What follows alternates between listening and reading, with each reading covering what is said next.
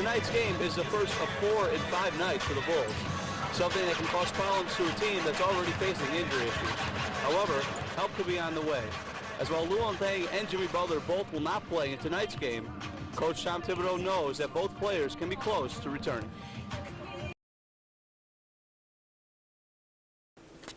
I'm Luke Stanczyk from BenUEagles.com for our Student Athlete Spotlight, and this week with me we have junior women's basketball point guard Michelle Betty. Michelle, thanks for coming on. Thank you for having me. So how's everything going with the semester? I mean, it's starting to wind down a little bit, but how's everything been for you so far? It's been pretty good. I'm actually surprised by how fast it went. 3 weeks left and then finals, so I'm looking forward to getting it over with. So the team's been practicing for about 3 weeks now. First game on Saturday. So how ready and how motivated is the team to finally get into the season? Yeah, when October 15th came along, we were so excited, ready to get after it, and then I think about a week and a half into practice, we had a scrimmage, and it was a good test to see where we were at. But we recently had another scrimmage too last Friday against Beloit, and every day we just focusing on getting better, and we're very excited to play Goshen on Saturday. So you're one of the team's point guards, and with that role comes a lot of responsibility. So how much you like that responsibility of really kind of being that floor general on the court? Yeah, I don't know if I was up for the job last year exactly, but every day we're just learning something new, especially in the point guard role. Just, it all kind of falls back on us. We're out there to conduct and just learn new things, I guess. So I know you're a big basketball fan.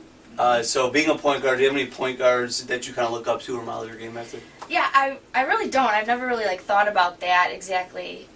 But when I saw some of the WNBA, like the Chicago Sky games, and when I talked to our coach about this, she knows a couple of them.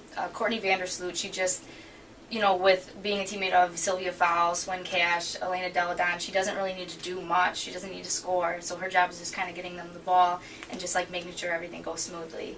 So I think with the talent we have on our team too, everybody just needs to know their role, and it'll be a successful year. You come from Peru, Illinois. So what made you decide to come to Benedictine? Well, where I'm from, it's very small. Not used to, the traffic up here. That took a while to get used to. I'm still not used to that. So. But just there's a lot of corn down there, and when I was looking at other schools, maybe in the southern state, southern Illinois, it was still a lot of corn, and I just wanted to get closer to the city, and it's a great adjustment. I love it up here. What's it like having a coach like Coach Gillespie, who's a Final Four point guard herself, accomplished a lot? So what's it like playing for somebody like that who has so much knowledge about the position that you play? Yeah, that's kind of what I had to adjust to a lot, because she's so knowledgeable, and I mean, the stage that she played on, it's unreal. So I think just I had to get used to everything falling back on us. When something went wrong, it's the point guard's responsibility. Did the communication, what went wrong? So I just think every day we just learn something new that she went through in her college years. Do you have any pregame superstitions, any music you listen to, maybe something you have to eat before the game, any sort of quirks like that, anything you have to do? I really don't. When I was younger, I always thought it'd be neat to have something like that, and then as I got older, I was I don't know if I want to rely on something how I have to play, or putting the left sock on before the right sock. So I really don't, and I just kind of wing it and go with it. And what's your major, and what are your plans to do with it after you leave Benedictine? My major is ESS, and I'm not quite sure. I recently changed my major, and I'm so glad I got into this. Just the classes that I've been going through, seeing the different opportunities that you can, be presented with. It's fascinating. So I'm really excited, but still have a year and a half. That was Michelle Betty for our Student Athlete Spotlight. I'm Luke Stanczyk from BenUEagles.com. I'm Luke Stanczyk from BenUEagles.com for our Student Athlete Spotlight, and this week with me we have junior football player Artie Monaco. Artie, thanks for coming on. Yeah, no problem. So, how's the semester going so far? Probably just getting done with midterm, so how's everything going for you? It's going well. It's going well. I'm not going to lie, I'm a little stressed because of all these midterms that's going on, because I'm a nutrition major, so it's a lot of science courses. But now the stress has come down a little bit because I just made an appointment with my advisor. So that's actually a relief. But overall, no, this semester has actually been pretty good. So a couple weeks ago, the game versus Aurora, you had a 101-yard kick return. Me and Mark Vasco were kind of doing a little research and talking about it, and we kind of unofficially think it's the longest play in the history of the rivalry. Really? So, yeah. So how cool is it to kind of have that kind of distinction to make such a big play in a big rivalry like that? No, it's very humbling, I'll tell you that. It's very humbling, but It was a big momentum changer for I think for the whole season rather than the whole entire game, because special teams plays a huge role in momentum changing. So overall, I think it was a great return. But I can't credit myself. I have to credit the other 10 guys because they probably pancaked 5 guys on the whole entire play. But no, it was great. Very humbling though for having a record like that. That's pretty cool. You mentioned special teams as playing a big role. That's one of your many roles on the team. You also play receiver, you play a little running back. So how hard is it to really kind of balance all those roles and kind of learn all of them and kind of try and perfect each one? It's at first it was hard. At first it was hard because I got to memorize all the routes for X, Y, Z, and H, and I have to know the checkdowns for running back and also the running plays and where to go and whatnot. At first it was hard. I'm getting the hang of it. I got it now.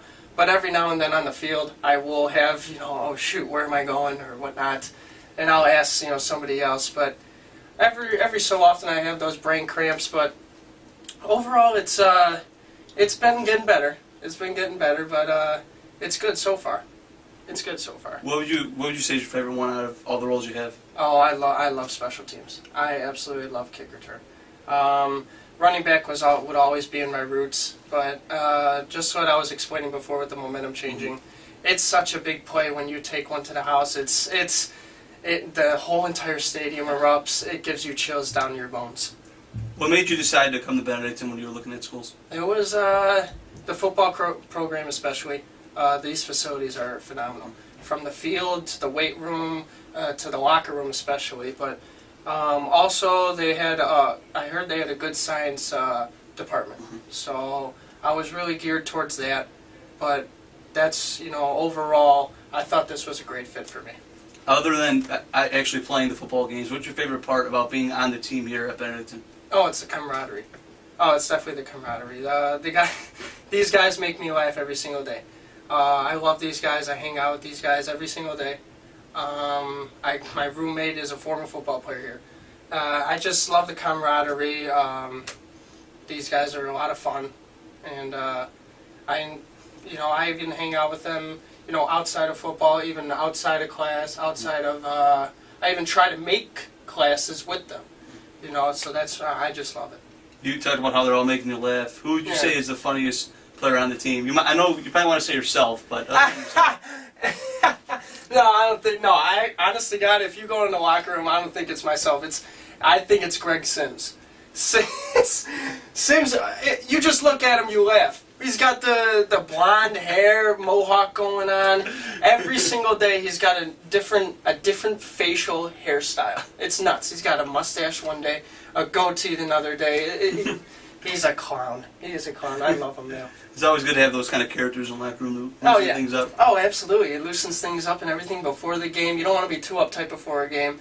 But, that kid, he loosens things up. It's great. It's absolutely great. I love having him on the team. Do you have a favorite NFL player or college player, someone you kind of try to model their game after? Before, when I was growing up, I always idolized Walter Payton. That guy, he would not... The first tackle, he would always break.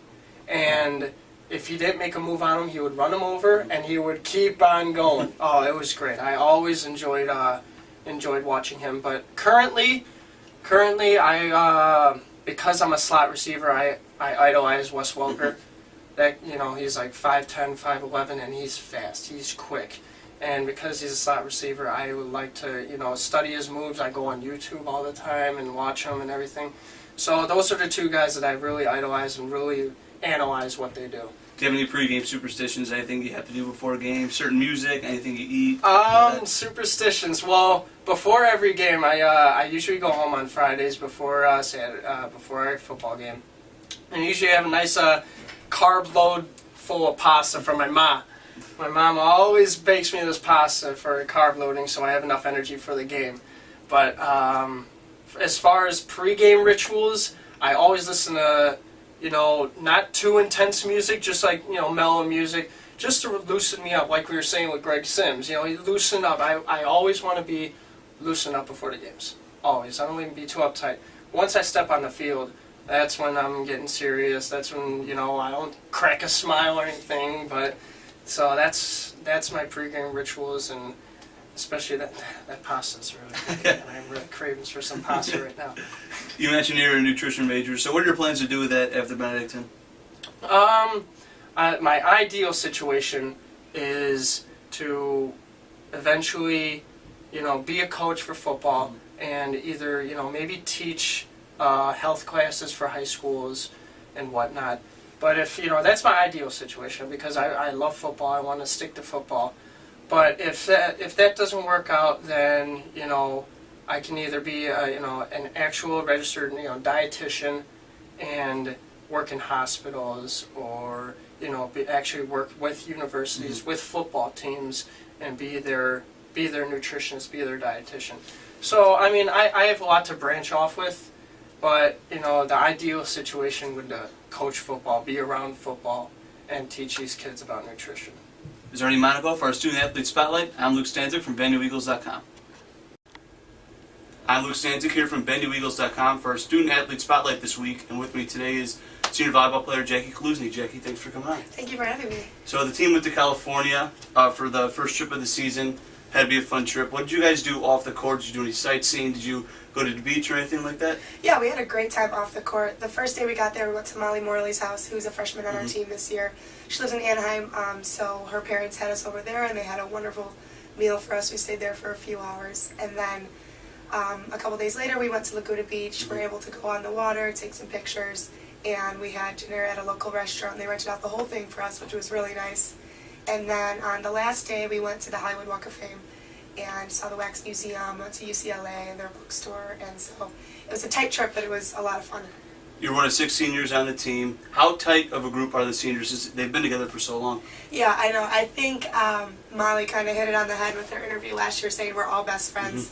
I mean, I think the 6 of us really work well with that. I mean, the whole 21 of us are all best friends, but having been together for so long, I think it's really a great thing that we have on the team. It's 6 huge leaders, and I think maybe we do have 2 designated captains, but I think it's the 6 of us as a whole that really kind of make a difference, and it's a leadership role all around the court, so I think that's really something special that we have. You came to Benedictine before your sophomore season, so when you were looking at schools, what really sold you on Benedictine? Well, the number one thing for sure was Jen. I mean, I can't express it enough how important she was to my decision making. I think as a senior, when you go and visit all these different schools and different coaches, not a lot of coaches really look for you, they just look for a spot to fill, and I think Jen made a huge difference in that. She really cares about you as a person and how you fit the program and not just another number on the team. So Jen really sold me on it, and just the school in general. I love the small school atmosphere and I like the small class size, and being only 45 minutes from home, I really liked that too. And in watching the volleyball team over the past few years, one thing that really kind of is amazing to me is all the energy the team always has. Even like before the game, like when people are warming up, you guys are literally dancing out there. I mean, I just found that to be kind of amazing. So how does the team able to keep up all that energy throughout the entire season? Yeah, well, energy is such a huge, important part of our game, and when we don't have energy, we're not us. And one thing we focus on, it just sounds simple and cheesy, but it's just have fun. And when we focus too hard, like we do in practice, sometimes we'll try to be too serious, and it's flat and it's dead. And so when we focus on having fun and putting balls down and playing well, we do have fun on our own. And so I think that's really important for us, and we don't even need a crowd to have energy. We make it all ourselves, so that's probably the best part of our game. Other than all the energy and dancing out there you guys do before the game, do you have any pre-game superstitions or rituals you guys do? We probably don't have any superstitions, but we definitely have rituals. An hour before the game, Jen brings us all in the locker room. She'll give us the overview of what to expect from the other team, what we can work on our side, and then every game is designated for a different person, and they can bring in a quote or a prayer or something that inspires them. So either it relates to the team or the game in general. So they'll do that, and then we all say a prayer together as a team, and I think it's nice kind of being at a Catholic school. It kind of gets us all focused on the game and gets us all on the same page. So I don't think I'd be able to start a game any other way besides doing that. Do you have any role models, whether it be someone in your family, in the game of volleyball? Do you really have anyone you look up to? Well, definitely my mom and dad are huge role models for me. You know, they're always hardworking and dedicated, and they've never really pushed me to always play volleyball, but they've accepted anything I've ever wanted to do, and after taking on the volleyball role, they couldn't have been more supportive for me. So I think that's really important from their aspect, and kind of in the volleyball world, Misty May and Carrie Walsh is kind of an obvious pick, but I mean, since their first Olympics together, I've been so sold on them and so into it, and having kind of seen them develop over time was really important for me growing up as a player and watching them, and kind of inspired me to be how I am today. Any reason behind choosing the jersey number 6? Well, I've kind of struggled with jersey picking. In high school, I used to be 15, and one year it was stolen, so I was like, all right, what's the second best? And so I went with 7. I was 7 for 4 years, and then I came here, and Haley was number 7. I was like, shoot. So I had to pick a new one, and I went with 6, and then I've just kind of been known as the jersey stealer now, and I stole Haley's jerseys a couple times, forgetting that I'm number 6. Stole someone's jersey this year because I forgot I was number 6. So, I mean, I like the jersey now, I just kind of forget sometimes. And what's your major, and what do you plan to do with it after you leave Benedictine? I'm business management and organizational behavior with a concentration in sports management, and I plan to graduate this December, and then hopefully get accepted here to grad school to get my MBA, so I won't be too far. That was our Student Athlete Spotlight with Jackie Kaluzny this week. I'm Luke Stanczyk from BenNewEagles.com. When one sees an active and positive college student like Benedictine Jr. Abe Aleem, they probably think that he's like any other kid. However, Abe blends in despite living with a liver condition, de novo autoimmune hepatitis. And that's where the autoimmune system actually creates the scar tissue in the liver, so it kind of damages the liver over time. And ideally in biology, they're supposed to work together for normal body function. So if you have any kind of autoimmune hepatitis, you kind of don't get that good fortune. Abe was diagnosed with the condition in 2002 after a childhood where he underwent 4 liver transplants before he was 6. One of the transplants involved Abe's mother, Maysoon, donating 20% of her liver to her son. That family aspect is something that has helped Abe stay strong throughout his life. I've been really close with all my family, all my aunts, my uncles. So, I mean, without them, I'm not sure really where I would be, how successful I would be, how talented I would be. So, yeah, it's the biggest aspect of my life. Abe's character shows daily, as his positivity has allowed him to stay healthy. Staying positive is just something my mom and my dad, they never let me be negative because there was really no reason to. I was able to walk. I was able to eat normally. I was able to go to school. I was able to just do the things a normal person would do, and that really strings a lot of positivity without really thinking about it. Sports is Abe's main interest, as a fanatic who plays recreational baseball and basketball on a regular basis. Despite one of the condition's side effects being rheumatoid arthritis in the knees and wrist, Abe doesn't let that stop him from being active. Those are huge, playing a lot of sports, being a PE teacher and training. You get really tired, you get really sore just trying to walk around and help the students. So that's one big struggle, is I find myself sitting down a little more than I used to, not as physically active because I'm a little hesitant to use my knees as much. While people may feel sorry for themselves, Abe is fighting the fight in more ways than one. Since 2009, he's been the head of his own charity, Miracles Made Through Research, which raises money to research de novo autoimmune hepatitis. De novo autoimmune hepatitis, which is where we fund the research for that, is such a treacherous disease. And although I'm doing really well through it, you should never know how it's going to affect everybody else. I'm very proud of him. He's accomplished a lot. He goes, he takes medications daily. Other people would feel sorry for themselves. He doesn't. He just goes on as if any, healthy person. Can't really tell that, there's anything wrong with him, stuff going on. But we are very proud of all his accomplishments. From Ben News, I'm Luke Stanczyk.